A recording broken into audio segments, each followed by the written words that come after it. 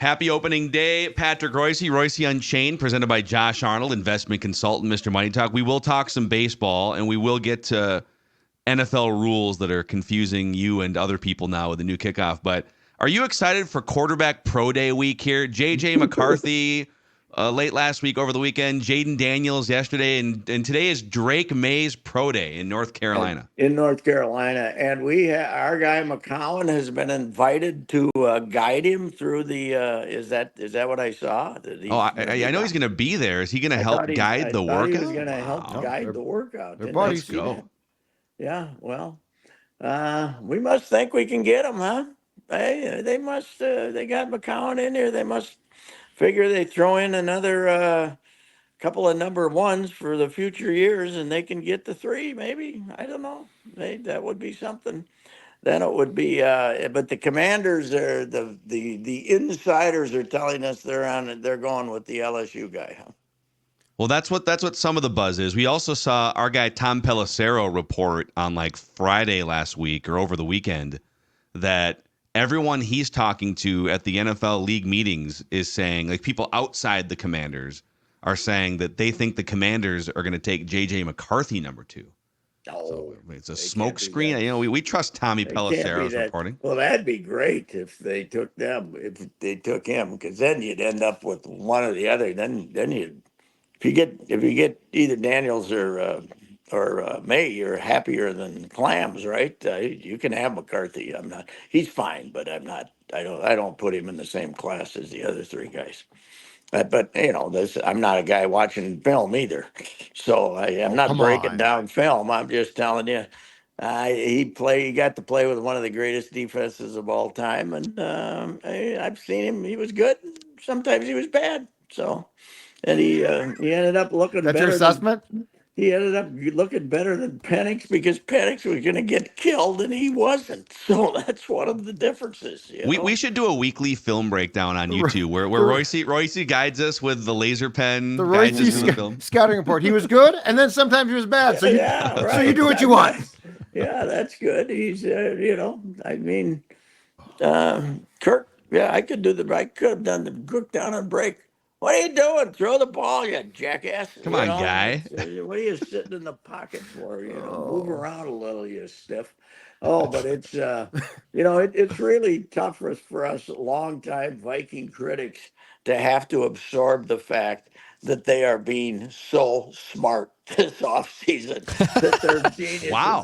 I'm really having a hard time digesting the fact that there's no cheap shots to take at the Vikings. They've made my life taking cheap shots at the Vikings, and there's nothing to rip them about right now. They're just they're doing everything right. They got rid of that overrated $50 million quarterback, and it gives them incredible options here. They didn't even have to give up that much to get the other number 1 draft choice. So what praise too, Pat. Like when's the last time that you felt the Vikings had a shield of armor around them from a Reusse cheap shot? Yeah, it's depressing. Actually, it's not. It's really. I get up in the morning and say, "What can I rip them about?" And there's nothing. I mean, there's. Wow. And you don't have Spielman, Mr. Triple Speak. Now they don't tell you anything, and neither do these guys. But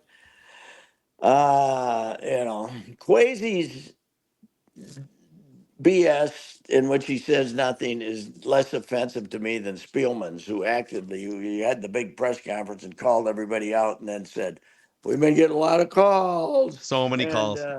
We've been getting a lot of calls, and we're either going to go up or we're going to go down." And everybody runs out there with their cameras breathless to hear his complete bullcrap, which is saying nothing. And, I'm not nearly as offended by, Kwesi's not saying anything. Now, Kwesi, came into the job and thought he was going to, maybe be a little more forthcoming. And then the first time he talked, he got embarrassed by what he said. And he hasn't spoken since, really. So, yeah, it's been about 2 years almost since the USA Today sit down. Yes. Fortunately. Yes. So, I mean, it's. They're sitting pretty now, just by getting out from under 50 million. That's all it took, right? Do you think they got to get Jefferson signed here pretty soon, right?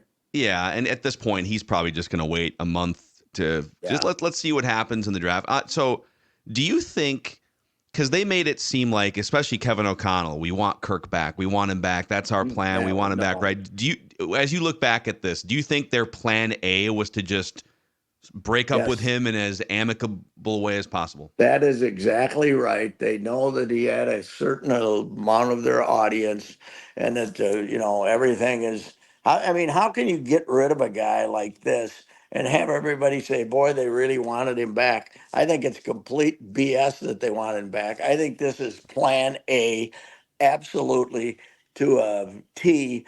But they didn't want Kirk to.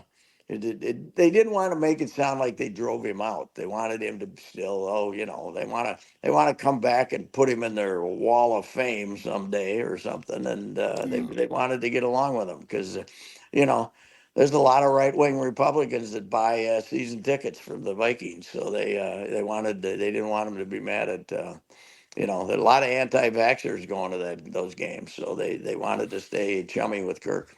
So Reusse, 6 relievers, as you said before we started, start the season on the IL, including what? Duran, Stamont now, left calf strain, Thielbar, Topa, Weiss. And well, it's Weiss and Winder. yes, and Stamont, Winder. That's Winder, right. yeah. Yeah, he's been out of the picture here for did he pitch all spring? I don't think he pitched all spring. He's a 60-dayer. Oh, that's right. He's another one. Yeah, I mean, I was reading Lavelle today, and sometimes you wonder if he's hurrying to get someplace or something. But how could how could you tell me how their bullpen is going to be improved?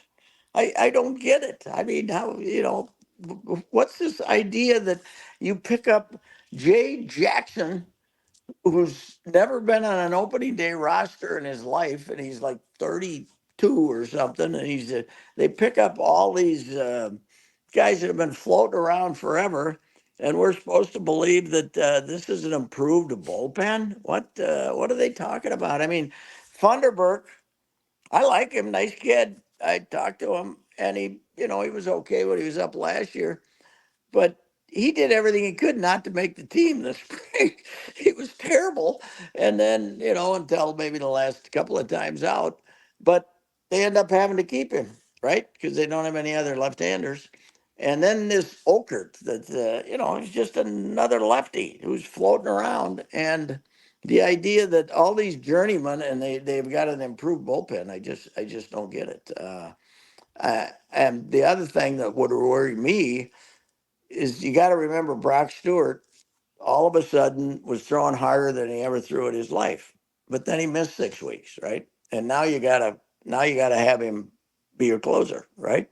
So how long can he go back to throwing harder than he's ever thrown in his life and make it to the finish line? I don't know if that's possible. I think for me, it's more about just the way the injuries have shuffled things. If everyone's I like Justin Topa if he's healthy. Yeah, I think he's good. Obviously, Duran's one of the best closers, but health is a question. If you get Varland in that bullpen at some point, but now because of injuries and lack of budget, so it's to me it's more about injuries and just the way the depth shakes out. I like some of these arms. I'm not saying it's a worse bullpen, but I'm not saying that you can have a parade and saying it's a much better bullpen. We haven't seen any of these guys. How do we know? Now, Topa's numbers, he kicked around forever, and then he all of a sudden was really good. And as you guys know, relievers are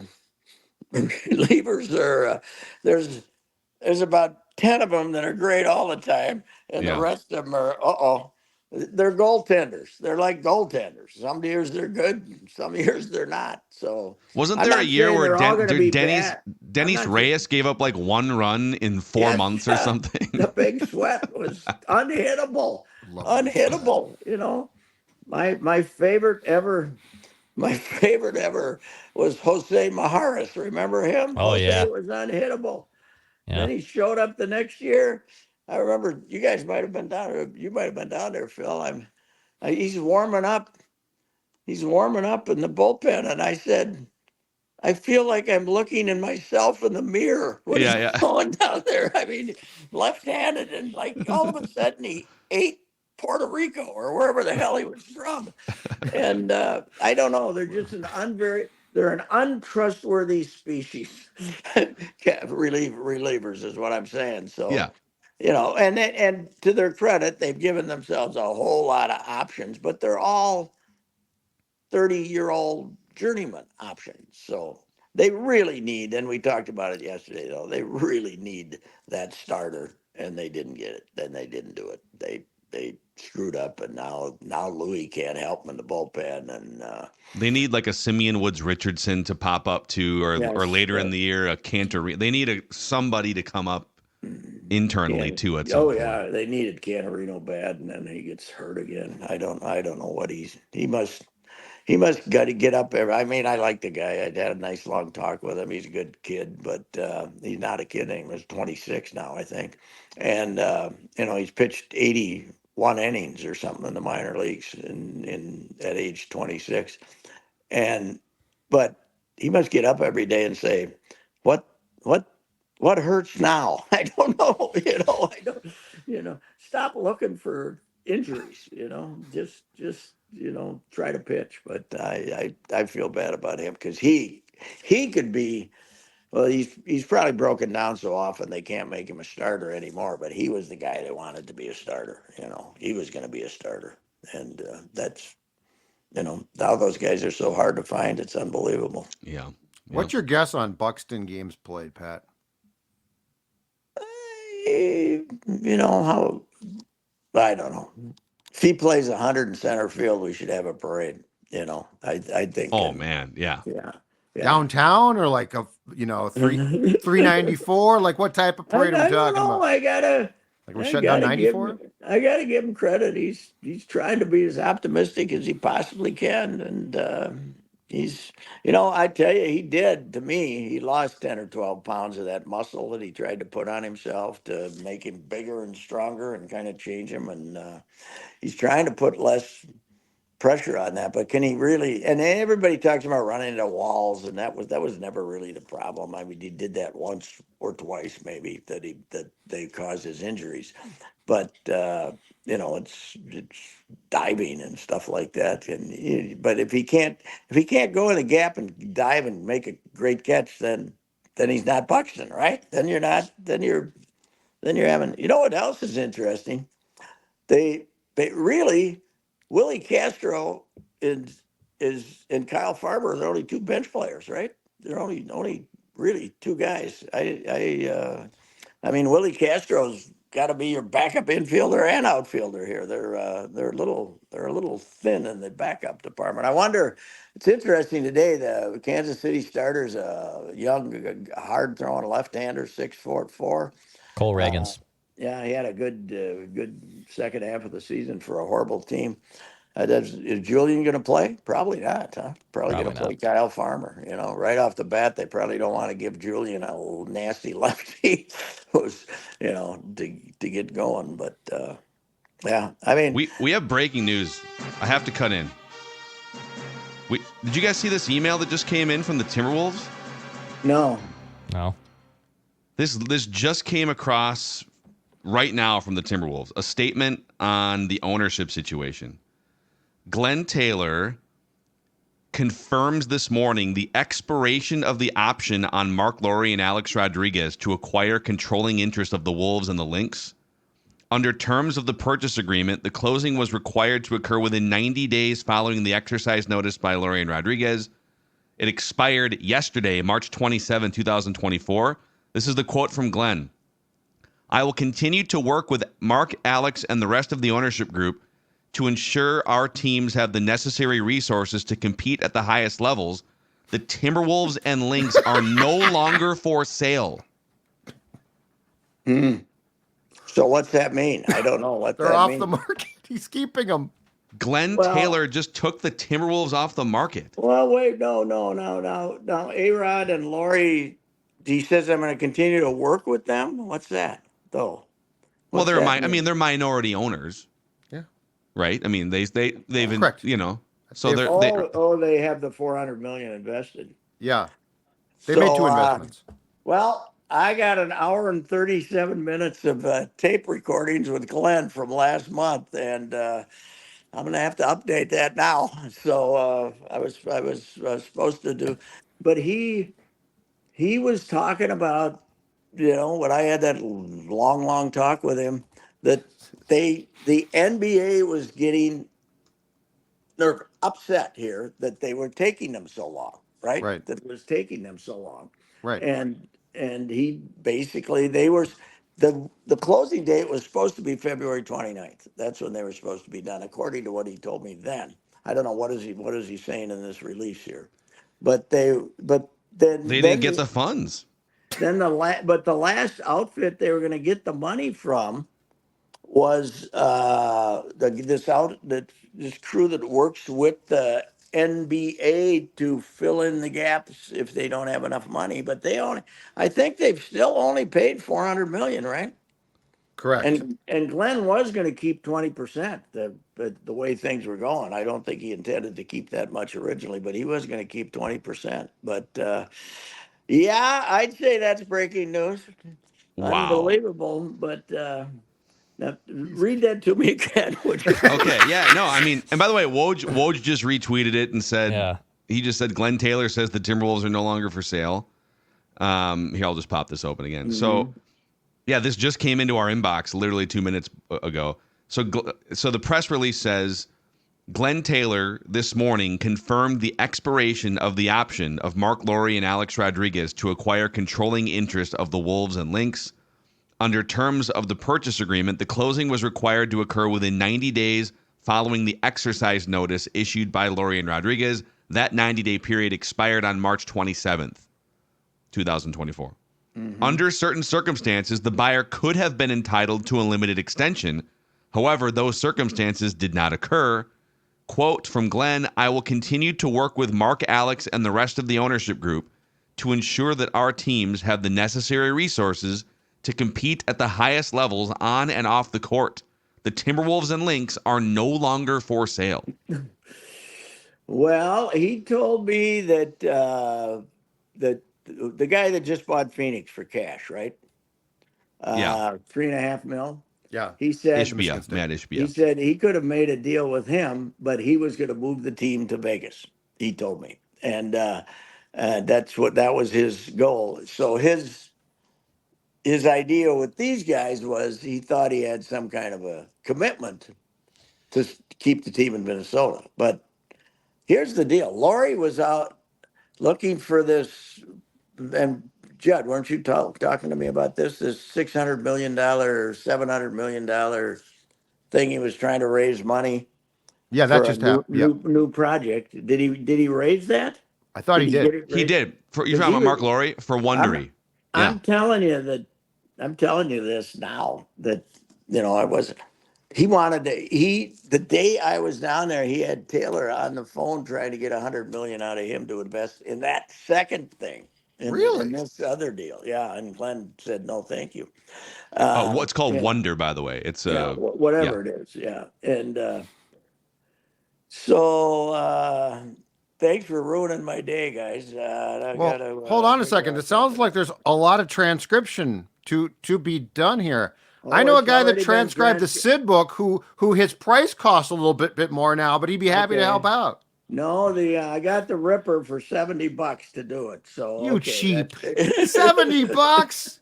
The Ripper thought I overpaid him, but I got all the notes upstairs. I was going to write it for April 14th. Now you can write about how Glenn didn't sell the team. Wow. Yeah, and this is the greatest thing that ever happened to him. Because if he wants to, when he turns around and wants to sell it, he get $2.5 billion now instead of $1.5 billion. But his problem is, I think at the end of the day, he's running into people that probably are not on board with not moving the team without assurances of a state. So, if I come here, that's his problem. And his problem is that everybody wants an arena. Yes, everybody wants an arena. It's an arena, and they're not going to guarantee him that they're going to keep that team in that building in perpetuity No, And I don't it blame only them. the lease only cost $50 million to break. So Right. it's only That's their 50. issue. So I'm this just getting a couple. Is Glenn saying the team's staying in Minnesota, right? Well, I mean, yeah, Because Glenn's he not moving owns them. it. Yeah. No, God no. Going to Mankato. I got a Wow. note, by the way. I'm just trying to text with some people here that the other side of this, like the Laurie A-Rod side of this, is sort of shocked that Glenn pulled this lever. But at the same time, it's like you guys have had 2 years to put the funds together for a greatly discounted NBA team, by the way. And Right. and several days ago, Johnny K and who's the guy, the big athletic Shams. Shams. They said that they'd gotten the money, right? Didn't they say they gotten the money? The funding. They yeah. went and got another equity firm. And that was the equity firm that's worked with the NBA. The NBA, right. So and by the way, we're going to get Doogie's on the phone right now. We're going to do a scoop session here soon, but it sounds like they had a group that they were putting together and they had the funding, but the NBA has to approve. So is there a chance that there's a couple scenarios? Was it trending toward the NBA not approving the way that it was put together? Or, and I don't know if Glenn can do this, did Glenn look around after 2 years and say, what are we doing here? Why is it taking this long? And I can probably get another $500 million or more if I put this team back up for sale. I'm sure there'll people try to make him the bad guy here, but the fact is that they were supposed to close on February 29th, and before that they were supposed to close last December, right? They already gave him 2 months, and the indication I got was the NBA was getting upset that they wanted, let's see it, boys. Let's see. The NBA was getting upset then. Now he did tell me he thought that they would run it out here for a while. So maybe I don't know. Glenn's a good businessman. But the two folks in town that talk to Glenn the most from our end of the business are Doogie and David Shamma. And both of them have reported and wrote too that Laurie and A-Rod basically were avoiding Glenn. So I think Glenn got pissed off too because he would try and call them and get in, and they weren't communicating back. So I think that causes a big problem. Not to mention the fact that did anyone ever think that Alex Rodriguez had the finances to really buy a professional sports franchise? But Mark Laurie was thought to have, at least if he didn't have the finances, have the connect. I mean, the guy like Reusse he literally just raised a $700 million round for one of his startups. You know what might have upset the Glenn and the NBA is he's raising $700 million for a startup. Correct. But he's not coming up with the money on this deal. So Yeah, but there's I mean, you could probably say the same thing about 2/3 of the owners in the NBA. They've got a bunch of different projects and startups. But the other thing about most of the owners is they come in and they don't have to. Right. They don't have to call up everybody in the country looking for money to help them on the deal. The difference is now, if you can't come in and write a check, the leagues are very concerned about you. Yeah, I would guess so, but I don't know. He can, Well, here we go. It is. It gives us. We don't have to worry about building that new arena for a few years anyway. If Glenn holds the team, LOB Patrick will be handed to Glenn Taylor in late June. The Larry O'Brien Trophy. We now know the guy that owns the Star Tribune will have that. Well, I got to tell you this. I'm very prejudiced towards Glenn because he owns the Star Tribune. Because every day I look out the St. Paul paper and it's I think somebody left a pamphlet on my thing on my doorstep. So the independent ownership of the newspaper has been very good. So anyway. All right. Well, we'll digest this, Pat. We'll talk to you again tomorrow. Thanks for ruining my day. That's great. You're welcome.